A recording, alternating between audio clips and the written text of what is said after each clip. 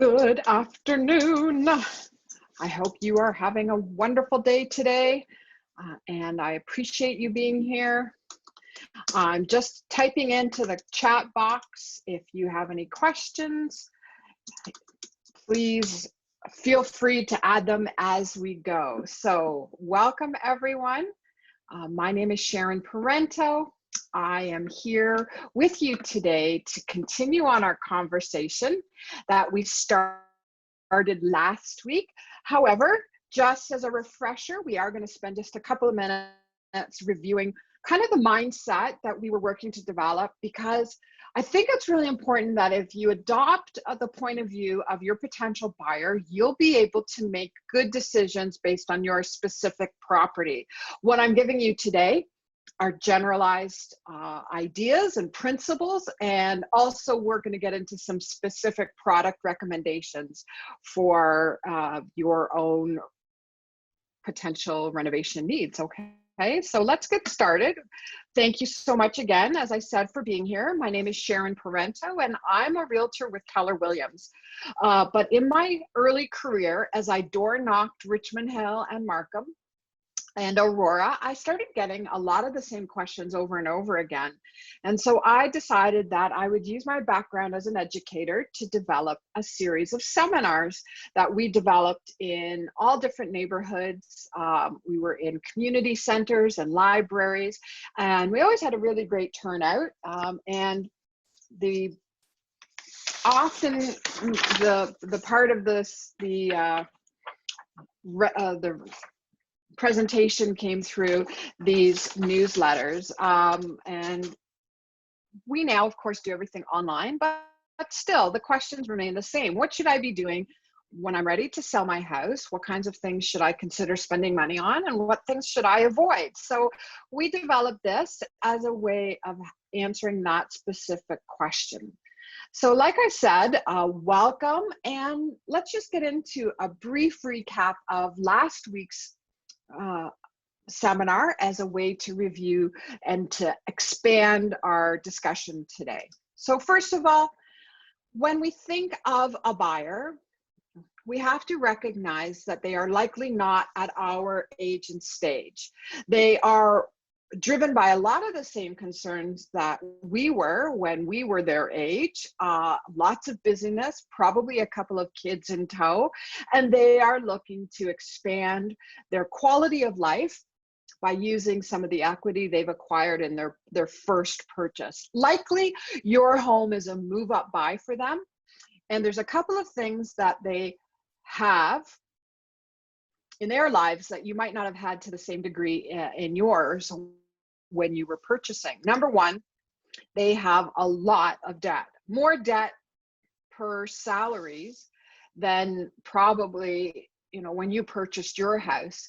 We know that home prices are doubling every 8 to 10 years, but we can't say, unfortunately, that salaries are keeping pace.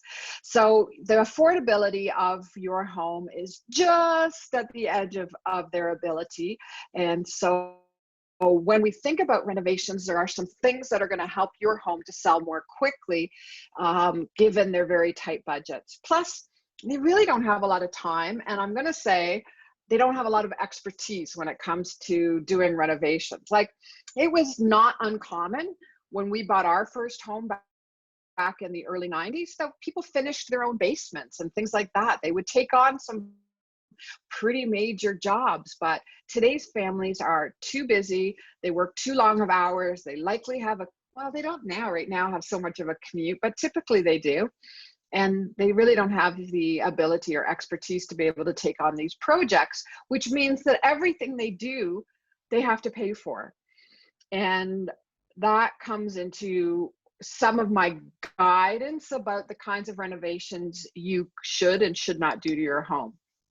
Well, one of the things I said is that we don't want to spend up so much that now your home is not competitive with the other listings in the neighborhood. So if you have to spend so much on renovations that now you're jacking up your price $30,000, $40,000, $50,000 more than the house down the street, people could possibly decide No, we'd rather have it at a lower price and work on it over time as our budget allows. The other thing I've seen is that not all renovation aesthetics translate well to new buyers. Young buyers may not have the same taste as you have. And so I've seen this literally dozens of times. When a sold sign goes on the property, the new people move in and they tear out everything that the previous owners did, even if it was relatively recently. So in some ways, we want them to do the cosmetic improvements to the home themselves so that they are really choosing what they like best. So that is kind of one side of the argument. And the other side of the argument, the balancing truth, is that we do want to do some renovations to ensure that we are keeping current with the general condition of the neighborhood around you. So like I mentioned, buyers today are so cash strapped, as my grandma says, they don't have two nickels to rub together. If they do have big ticket items that have to be addressed, it could dissuade them from your home. But there are some things that we can do to broaden the appeal of properties and help them to sell more quickly and for a higher dollar. So really, we have to make the distinction between renovations and repairs. And that was one of the posts that I put into social media, that renovations are things where we are replacing perfectly good, perfectly serviceable something with an upgraded version of the same. The example being, you've got new broadloom in the bedrooms, but you decide that you're going to renovate by pulling out that new broadloom and putting down hardwood because you believe it will enhance the sale value. Now that's a renovation. But if we have carpet on the stairs and it's worn or dirty or just can't really be refreshed, that's no longer a renovation, that's a repair. So my advice typically is to keep renovations to a minimum but focus on the repairs. Let's talk about that. These are the free and low cost items that you can do. And again, we are recapping from last week, but it sets the stage for when we get into the nitty-gritty about the specifics and the budgeting. So let's kind of clear off the low-hanging fruit. Let's get the easy wins, and then we'll get into actually spending some money. So number one, we always recommend a deep clean. Now, I'm not in any way intimating that your home is not clean, but we live with a day-to-day clean, which may not pass the muster for today's buyers. Like, we're talking about even things like tidying up inside the cupboards and making sure you have purged out some of the closets and the baseboards and everything. And I'm not saying that people go around with a checklist and check that your ceiling fans aren't dusty or that there's not cobwebs in your front door screen, but I'm just saying that it registers with them as to a valuation of the property. And we want to make sure that the overall impression is that this is a really well-maintained home, even if it's not a newer home. Even if it's an older home, it can be a well-maintained home. And this really is the first step in that. We usually do this like consistently in the months leading up, but then we do one big, really great surface cleaning so that it presents as fresh and clean and smells nice. Now, the other thing that we can recommend you start doing ahead of time that's going to help your home sell more quickly is to depersonalize. We talked about this a bit more last week, where we were talking about anything that kind of suggests your personal identity, like diplomas or certificates. We don't want those up on the wall, or even personal photos. Those are all going out into the MLS. Everything is going to be online, and I don't think people really want to have that out there, for one thing. And secondarily, buyers have to imagine themselves in your space.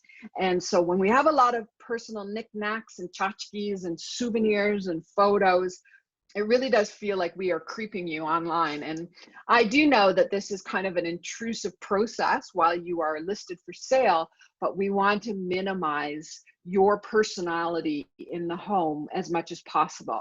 Again, it goes back to that principle of broadening the appeal of your home, so that all different types of people can see themselves in your home. So now let's just see. We are going to declutter.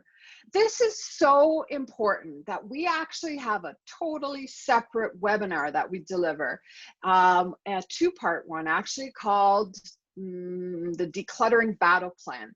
And if you were to do nothing else to your home besides clean and declutter, we would be able to get it sold, no problem. But decluttering really allows the buyers to see your home as something that is large and spacious, and we are looking at all of the unchanging features that they are purchasing rather than your personal stuff. So if you have an unfinished basement or a garage that you can store your surplus in, that's what we usually do, is that we use some of those other spaces that we don't pay as much attention to make sure that the main floor and the bedrooms are as decluttered as possible. Again, it kind of goes back to that depersonalizing, right? We want to see broad, unbroken sight lines of your walls and the floors and all the little occasional tables or the chairs that are kind of blocking people's traffic through. We want to make sure that we take those out, put them into storage so that your home really looks as spacious as possible. This is a big deal. Now, we also talked about the repairs, and we're going to kind of focus on this a little bit more down the line, but I'm going to tell you that you will save money and make money at the same time by doing repairs. We all have kind of a list of things that we're supposed to do and just kind of never get around to. Well, right now, if you're looking to list your home for sale, repairing these things that you already know about is going to really make a difference. Two different ways. Number one, if you have people coming through your home and they open up a drawer and it falls on their feet, obviously that's going to leave a negative impression. If there are things that they can see, like mildew in the caulking around your bathtub or a dripping faucet or any of those kinds of things, we don't want them taking your home and putting it into the category of a fixer-upper, because it's really going to impact their valuation and you might end up with only a lowball price. We don't want that, obviously. The second time it can affect you is after we have a conditional deal and they send in their home inspector, and the home inspector finds all these deficits anyways. And then frequently the buyer's agent will ask for a clawback on the price. And I'm very resistant to that, but sometimes we have to.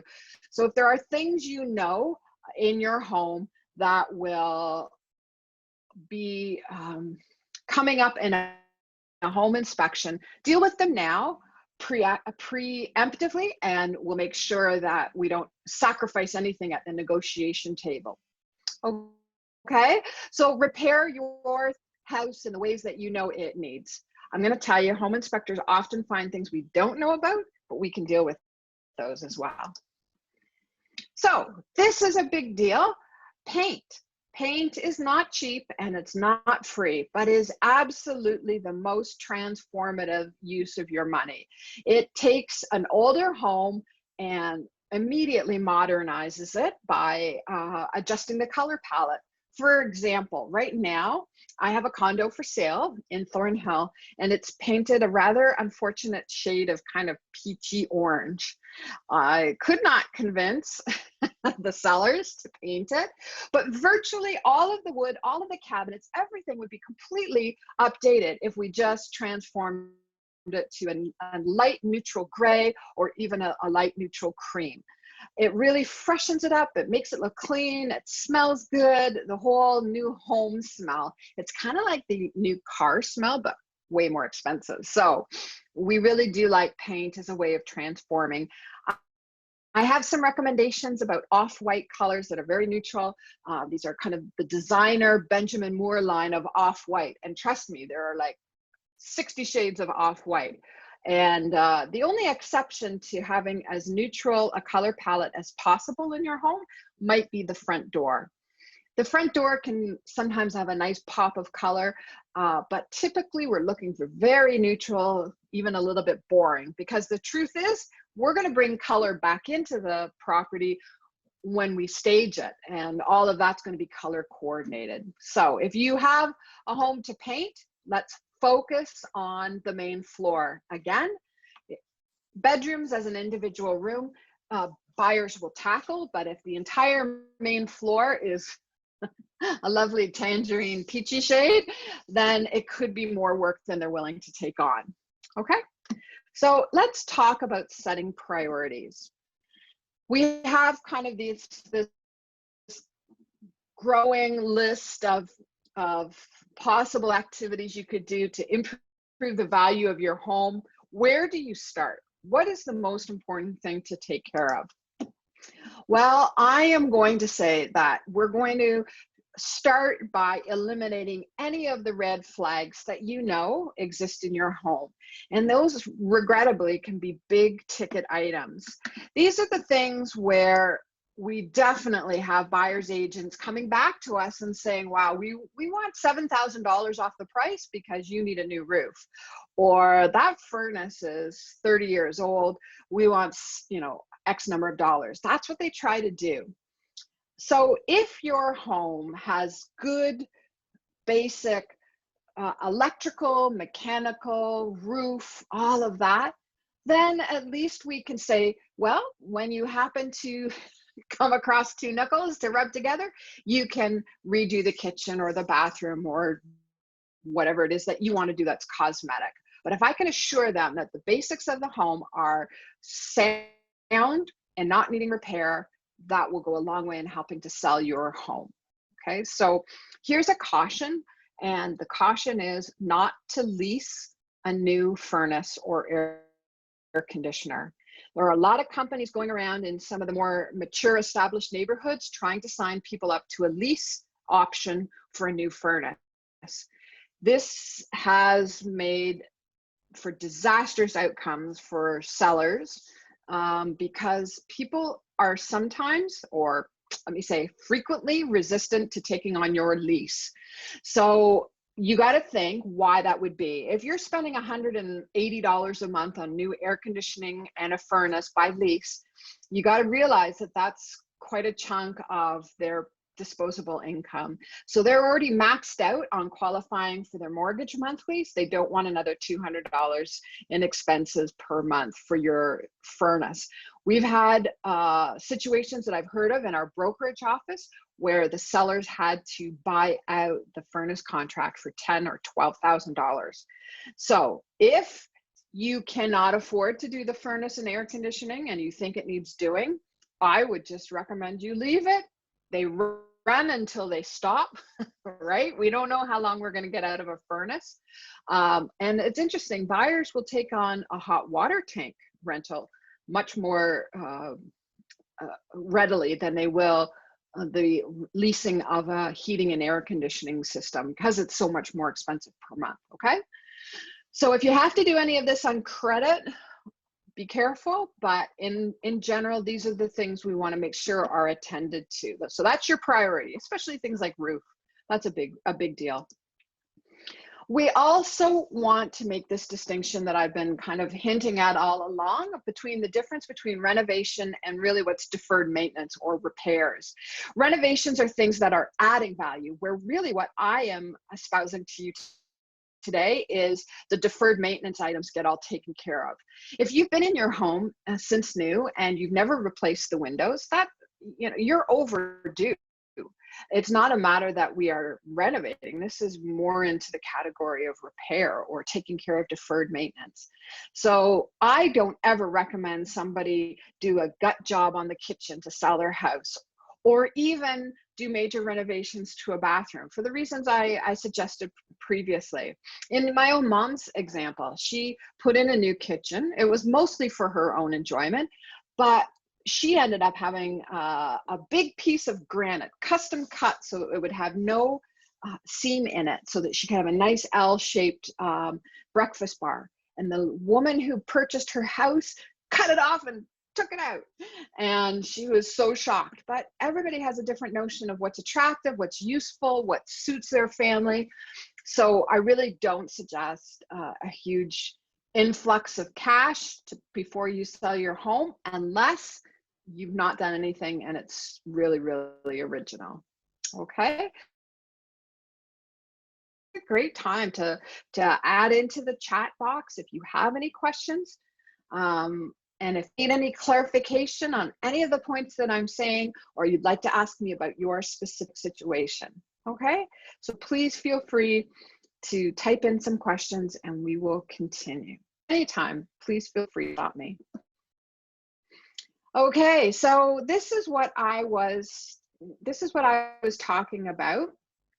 That if we take good care of these basic big ticket items, we're really going to go a long way to appealing to young buyers. Because even in this market right now, which is super overheated, this is a seller's market, strongly a seller's market, we still see properties that do not sell in the first MLS listing. Maybe as much as 20% of listings don't sell.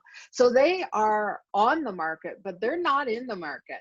They are actually being used by other agents to make their homes look like a better deal because they're overpriced. So we have to be in that sweet spot of condition and price. Of course, buyers want what everybody wants, which is the best condition for the lowest price. And we want to strike that fine balance between keeping up with what's in the neighborhood, but not overspending and seeing that we don't make it back. Okay, that's what I'm here to guide you with.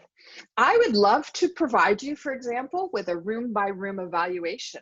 The things that you could do, should do. That's what I like to do, is I organize it into must do, could do, no, must do, should do, and could do as priorities. Must do are the red ticket items.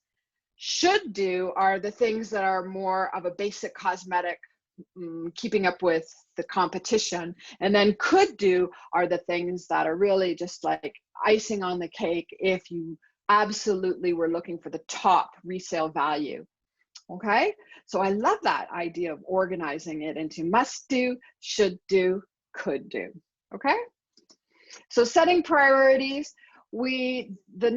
after we've taken care of the problem areas, that's when we can do things like paint and flooring or updating hardware or those kinds of cosmetic improvements. And it's really, like I said, quite amazing what paint will do, and even things like new pulls on the cabinets in the kitchen. I'm a huge fan of painting out kitchens. I think it's way more cost effective than replacing kitchens if you are doing it purely for the intention of selling. Okay, so look at this example. I love this before and after. All of the basics are the same. The granite is the same. The backsplash, believe it or not, is the same. The cabinets are the same, but what they've done when they repainted them, they filled in the little holes and they put up more modern pull type handles rather than the knobby things. The light fixtures, they also changed and they painted out the door black. This whole black and white color scheme is extremely popular right now. We even see people in neighborhoods changing out their outside windows to show black instead of white in the frame. So this is a trend right now, but you can see that with paint and hardware and lighting, this is really transformative. Isn't that great? I love that. Here's another example of a bathroom vanity that has been painted out. Same countertop, same sink and faucet. The other thing they did was they pulled out the sheet linoleum there, or the sheet vinyl, and they put in, it looks like it's probably vinyl plank flooring. But again, an instant update. And I am not suggesting you paint your kitchen cabinets baby blue, but for a small powder room, oh man, that's really, really appealing. And now the bottom hall picture, I understand that, you know, if you have a century home or a historical property, you might want to preserve some of the original architectural details. And we do really have an aversion to painting out wood in Canada, but I'm going to tell you that's not what buyers want. The before picture looks more like a funeral parlor than a house you'd want to live in, but you can see what lightening it up, how incredible that makes a difference. So we really do want to pay attention to the main floor. Like I said, buyers will tackle a dark colored bedroom over a course of a weekend, no big deal. But if your entire main floor requires attention, that could possibly tip the balance in the competition's favor. We don't want to do that. We want them to look at your house with googly heart eyes and say, oh, this is the house for us. So if you're going to spend money, spend it on the main floor.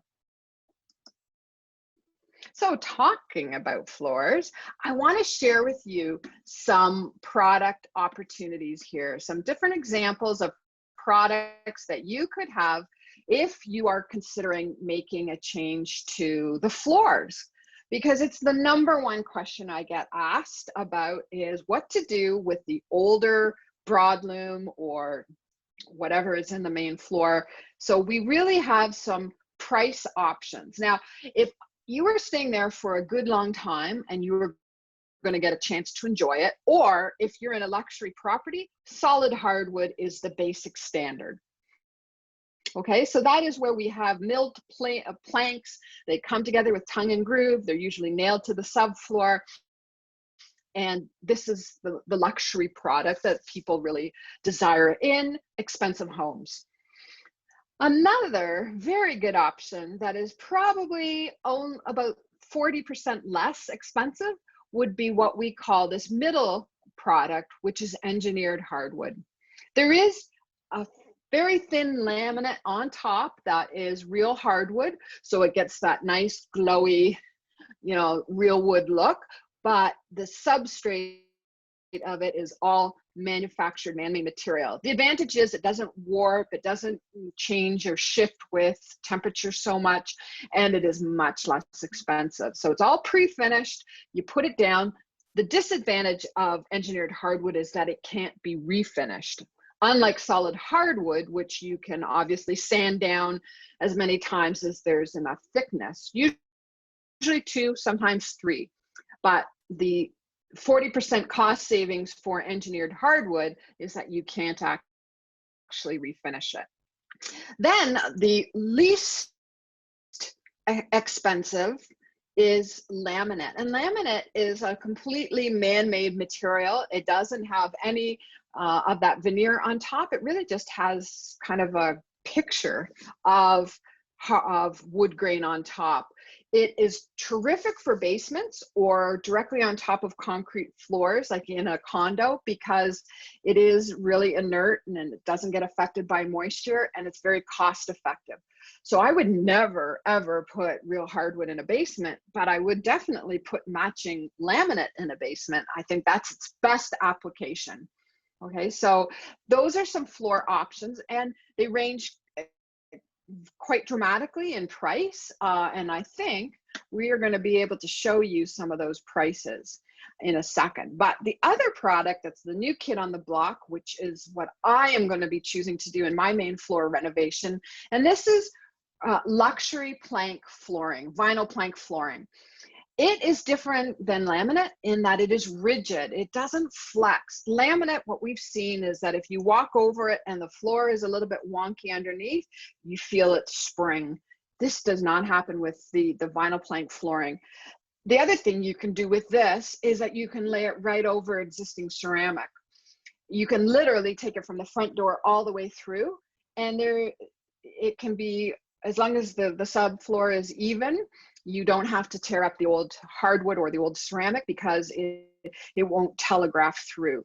So I love this product. I have a dog, I have kids. So this to me is super practical, and it's quite cost efficient, and it's completely impervious to water. So you can put it down in a basement or in a bathroom.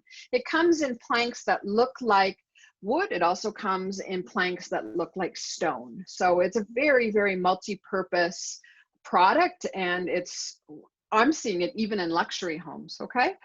Very neutral color, don't go too dark. Espresso colored floors are gradually fading because people are realizing that they show literally everything. So natural earth tone coloring in the floor choices is what's the current trend. So the big deal with replacing your floors is, what do you do about the staircase?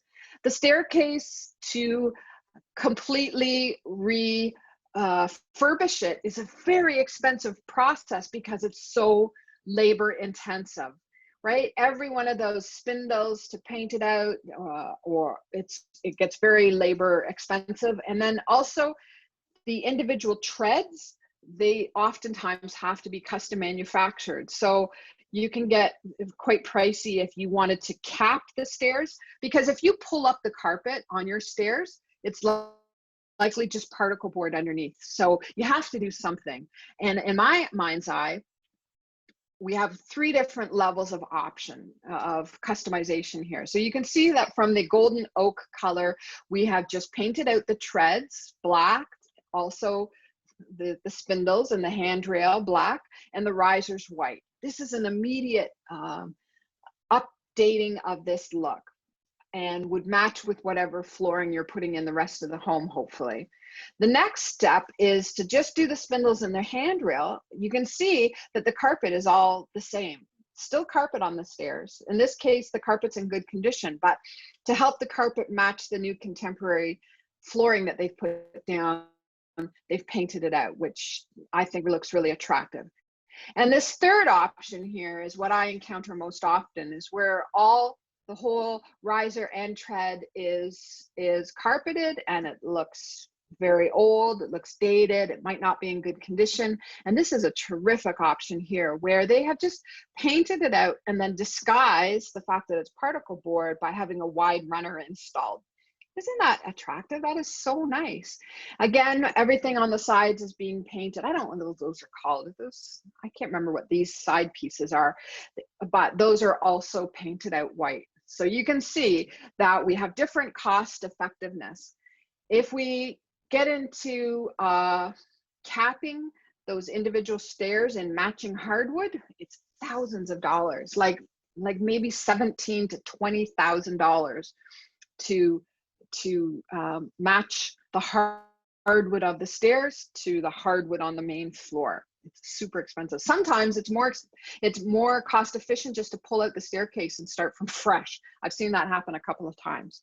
Okay, so here are some cost-effective remedies to the age-old question of what to do about an outdated staircase. You like? I hope you like. Now, the other thing I want you to pay some consideration to is the curb appeal. From the very minute your potential buyer drives up, they are starting to evaluate your home. And I'm seeing that in the neighborhoods that I work in that are 30, 40 years old. There's a real parting of the ways of homes that have been well maintained, and the curb appeal has been updated. Things like a new front door can make a huge difference. And then others that seem to be kind of going by the wayside, and they're really not holding their own. So one of the things we can do is just think about curb appeal. Something as simple as your exterior lights. You can pull them down and take them apart and spray paint them for a very cost efficient update, or replace them with something a little heftier. It always surprises me that these beautiful $1 million plus homes have the original builder's jam jar porch lights on them. And I think, there's such a great opportunity there to make a wow as your entrance, rather than something that is, kind of ho-hum. Serviceable, functional, but definitely not a design option. So there are some great ideas there. I also love the idea of painting your front door from wood to something classic, neutral, or even a bit splashy, like that nice orange front door where you're really drawing your eye as the focal point. And especially in the standard 2-story homes in our neighborhood that have a big garage out front, a double car garage, a really nice design feature can be to have the front door painted a brighter color and let that be the focal point, rather than the double car garage. So things like foundation planting or adding a pop of seasonal color to the gardens, making sure that the lawn has been maintained and trimmed, and the patio stones have been cleaned out, and all of that kind of stuff. Those are the kinds of things that really add to a first impression. I can tell you that I have been with buyers, and we have driven up to a property and we've seen how poorly maintained it is on the outside, and we literally kept going. We didn't even go inside because their opinion was that if it's this rough outside, oh my goodness, what's it going to be like inside? Okay, so first impressions really do make a difference. So curb appeal, even something as simple as cleaning your window sashes on the outside and the screen door and the light, all of that will make such a big difference. Even if you don't replace anything, just cleaning it, huge, huge. So here is kind of a scale of the things that you can consider. It's important to know that there are very few renovations that you will do that will actually make you money. Even kitchens are not necessarily a money-making proposition, right? They always say that do kitchens and bathrooms. Well, I think I've given you some ideas of how you can do it really inexpensively, like especially things like painting out the cabinets. But you really, really want to keep it to a minimum. I'm going to tell you, we just sold a house in Richmond Hill, and it was an original 1980s kitchen that had the melamine cabinets with the oak pulls.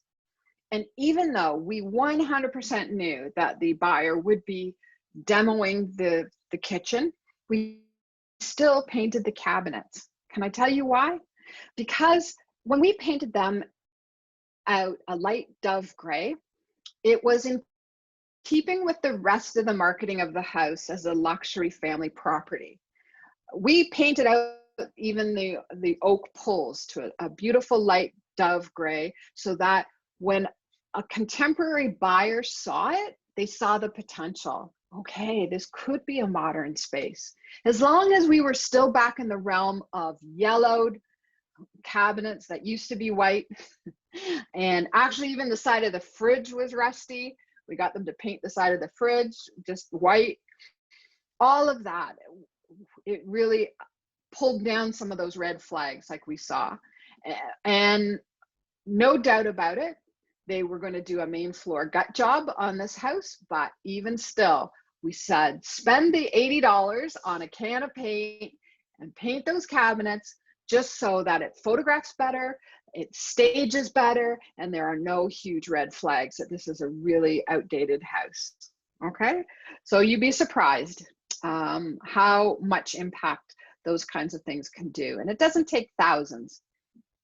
Okay, so let's talk about budgeting. Now, this is something I have invented. This is just my own formula, because if it's been a while since you've been in your home, and you might not know where to start and where to stop. I've literally had clients who spent $30,000 on a bathroom makeover, and I so wish they had taken that money and just sprinkled it around the whole house instead. Maybe just paint out the cabinets, maybe just replace the rusty sink or the dripping taps, but don't do a total spa-like washroom, because the rest of the house just doesn't keep up to that standard. So let's take the idea that you've been in your home 10 years and you haven't really done much in the last 10 years. I want you to anticipate spending 1% of your sale price in preparation of the home. So if your home is worth $1 million, which is not hard to achieve these days, then we're looking at $10,000. And that will be for things like decluttering. Professionally painting your home could run you $6,000 to $8,000, a deep cleaning of those carpets. And of course, we want to leave a little bit of money behind for staging when it comes time to sell the house. So that's how I would spend 1% of your sale price. If it's been 15 years or more, we might look into something a little bit more extensive, where we are making sure that the mechanicals are sound, the roof is good. Now, obviously, for $20,000, you can't do the windows and the furnace and the roof. That's just not going to work. But choose the one that you feel is the most potentially problematic, and address that, as well as doing the other things that I recommended, including decluttering, painting, staging, all that. Okay. Now, if it's been 25 years or more, we could be looking as much as $50,000 on $1 million house. A lot of times it's a new garage door or a new front door, paving, all of those kinds of things. Maybe we are painting out the kitchen cabinets from a golden oak to something that's just white or light gray, those things too. And here's the thing. If your home is worth $1 million, if you were to spend that $50,000, would you make $1,050,000 back? Without a doubt you would, because it is such, there is so much room in that budget to really transform and update your property that it's going to have a big appeal to younger buyers. So the only reason I am suggesting that you spend any money at all is because it's going to help you at the end of your sale, right? I'm not looking to make work for you. I'm looking to make money for you. And that's the guiding principle here, is that we only spend the money that is going to give us a return on investment. So I do have clients say to me, oh, well, maybe I'll change the kitchen counters to granite. And I said, well, what's the quote for it? $6,000. I just can't be sure in my own mind that spending $6,000 on granite countertops is going to get you $6,000 more on the price that your house will fetch. I cannot promise you that. But I think that if you take care of these basic items and make sure that there are no red flags and that we do a little bit of cosmetic improvement, I think I can almost guarantee you that you'll get that money back. Okay? Okay. Let me just check our time. Okay, so there we go. We are getting into the costs here. So we have some cost estimates for you. These are Canadian dollars and they were taken from 2021, so they are up to date. And you can see that there is a scale of options. There is low, medium, and high. You can spend as much as $7 a square foot for engineered hardwood. And the other thing you can see is that we are giving you the price for carpet installation. If at the end of the day, you just cannot do the carpet, painting out of the staircase or whatever, replacing old carpet with new carpet is better than doing nothing at all. Okay, so that's often one of the solutions that people come up with, is that they will do engineered hardwood in the bedrooms, but they will do up the stairs in carpet and the landing in carpet. So, and you know what, for young families, that's not a terrible idea. Like, it's more safe, it's quieter, like it could possibly actually be a good idea. But so carpet, new carpet is better than old carpet. And then we talk about hiring a painter and the price to paint kitchen cabinets.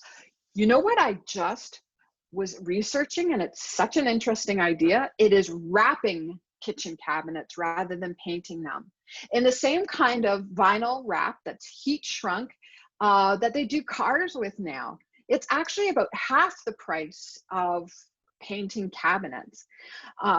So that's a really interesting option too. I'm gonna see about that because I do have clients who've asked me what to do with their oak cabinets. So this is a really cool idea. You still have to have the shelf bracket painted below it, but that's a new product that's coming into residential applications. So very, very cool. I like that idea. Okay, so painting, whether it's walls or cabinets, is very important as a potential renovation idea. And then we have some estimates for countertops. The go-to for luxury homes is quartz, not granite. Quartz is a semi-man-made material that's a combination of stone dust, polymer, resins, color, and it's completely inert. It can't stain. It's color all the way through. You can put a hot pot on it, and it's also antimicrobial. So it's got a lot of advantages, and it's what we're seeing much more frequently. But again, very neutral. If you were going to do this, very neutral. There's been some ones that I've seen lately in condo renovations that are kind of zebra stripy, and it's a very strong design choice. And I think it's going to turn some people off. So if you are doing any of this, keep it boring, right? Don't use this as a time to go wild on your design. Just keep it neutral. Now, bathroom renovations can also be something you're considering. It's really expensive. I just had a bathroom replaced, and it was just for the tile work was about $6,000. I couldn't believe it. So we want to keep this to a minimum. If it's something that's not functioning properly, we want to get it replaced or repaired. If there's something rusty or not the best, then of course we want to deal with it. But even a blue bathtub, we could get that reglazed for you. There's lots of cosmetic that you don't have to pull it right back to the studs, unless there's something like leaking water or something like that, okay? So if you have questions about your space, I'd be so happy to plan a time when we can look through your home virtually. We are starting to do in-person consultations as well. And this is a great way to get a handle on what you should do in order to make your home the most saleable, okay? Again, I think you can tell that I'm very pragmatic about this. I'm never going to tell you to do more than I think is the absolute minimum. But if you have a question or you want to run some options by me, I'm happy to give you my realtor's opinion. This is just my opinion, but I spend a lot of time looking at what's online, the pictures of what's selling, and I can give you kind of just some general guidelines, okay? So this is always something that's available to you now or in the future. I'd love to help you spend your money. It's a lot of fun. Okay, so we also have some upcoming offers for you. You probably want to know how much your home is worth before you start whipping out the checkbook and ordering things from Home Depot. Maybe you want to know how much your home is worth so that you can kind of gauge how much you should spend. I can even give you an unrenovated price and a renovated price and help you make that decision as a business decision more than like an emotional decision. So reach out to me and I'll be happy to tell you what I think your home would sell for. And this is not me just guessing, it's doing some research, but I don't mind because it helps me to be aware of what's going on in your marketplace as well. Again, just have to ask.